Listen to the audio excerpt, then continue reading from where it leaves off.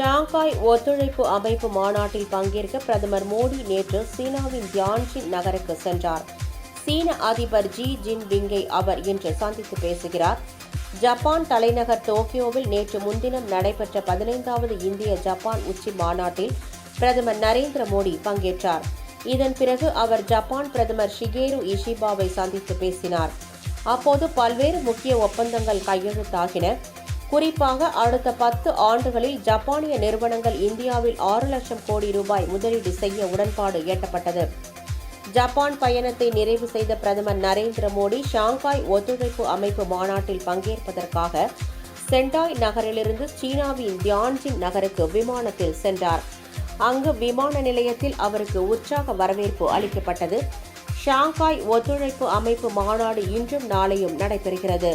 இதனிடையே சீன அதிபர் ஜி ஜின்பிங்கை பிரதமர் நரேந்திர மோடி இன்று சந்தித்து பேசுகிறார். மேலும் ரஷ்ய அதிபர் விளாடிமிர் புதின் உள்ளிட்ட உலக தலைவர்களையும் அவர் தனித்தனியாக சந்தித்து பேசுகிறார். இந்த சந்திப்புகள் மிகுந்த முக்கியத்துவம் வாய்ந்தவையாக கருதப்படுகிறது.